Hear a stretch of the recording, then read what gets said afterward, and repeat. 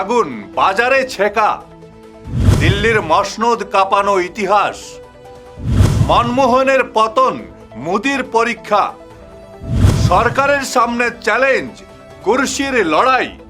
নমস্কার, আপনারা দেখছেন ঈশান বাংলা পয়েন্ট ব্ল্যাঙ্ক। ভোট মিটতেই কি তবে আসল রূপ সামনে চলে এলো? মধ্যপ্রাচ্যের যুদ্ধের দোহাই দিয়ে দেশে খেলা শুরু হয়েছে। দফায় দফায় দাম বাড়ানো হচ্ছে পেট্রোল আর ডিজেলের। সাধারণ মানুষের পকেটে কূপ মারছে রান্নার গ্যাসও। অথচ নির্বাচন চলাকালীন এই তেল কোম্পানিগুলো চুপ ছিল।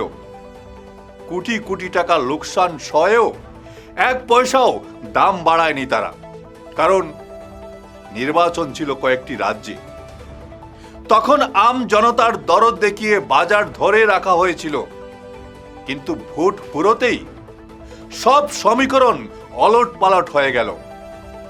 কোম্পানিগুলো এখন সুদে আসলে উসুল করতে মাঠে নেমেছে, আর তেলের দাম বাড়ার চেইন রিঅ্যাকশন শুরু হয়ে গেছে। ট্রাক এবং পণ্যবাহী গাড়ির ভাড়া এক ধাক্কায় অনেকটা বেড়ে গিয়েছে, যার সরাসরি মরণ কামড় পড়েছে আমাদের প্রতিদিনের কাঁচা বাজারে।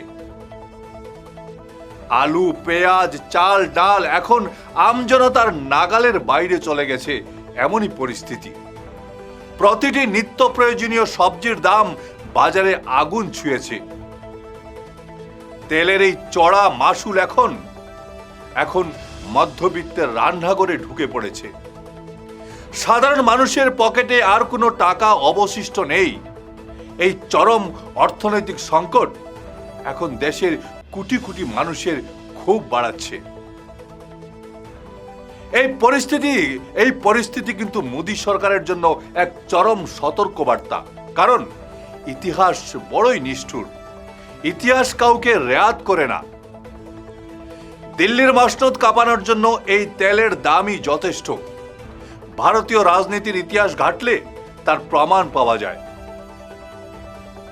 আমরা এবার ফিরে যাই ৭১ বা ৭২ পরবর্তী ১৯৭৩ সালের ইতিহাসে। অপেকের সিদ্ধান্তের জেরে বিশ্ববাজারে তেলের দাম ৪ গুণ বেড়েছিল।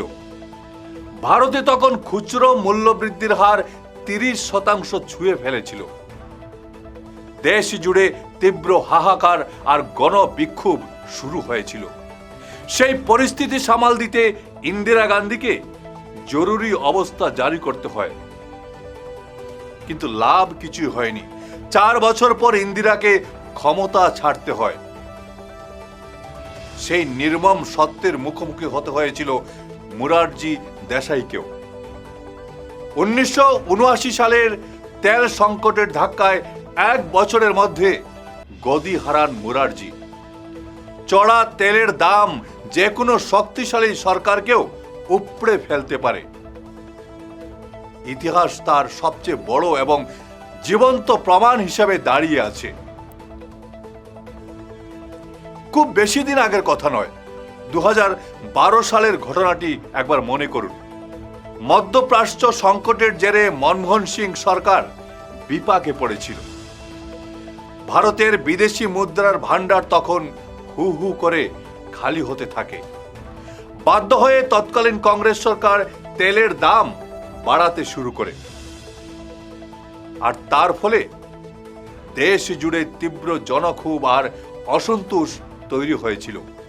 সেই চড়া মূল্যবৃদ্ধির ঢেউয়ে ভর করেই কিন্তু ২০১৪ সালে মোদী সরকার ক্ষমতায় আসে।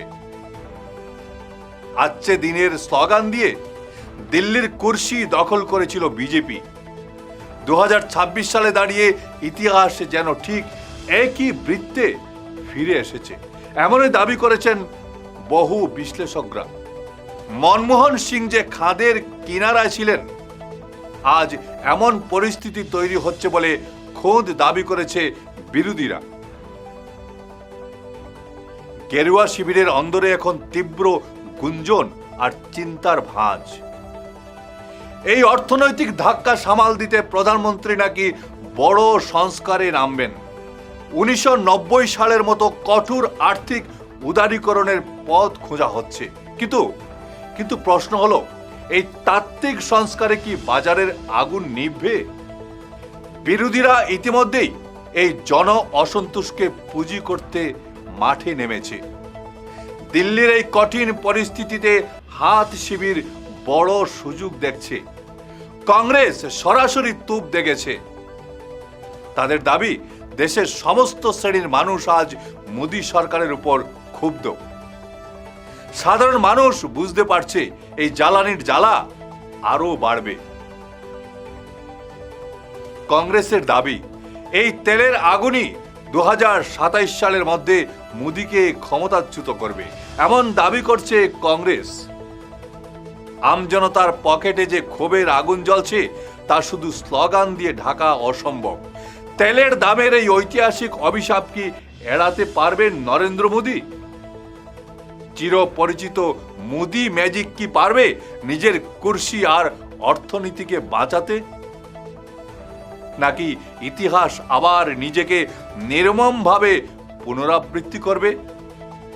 গোটা দেশের চোখ এখন দিল্লির সিদ্ধান্তের দিকে।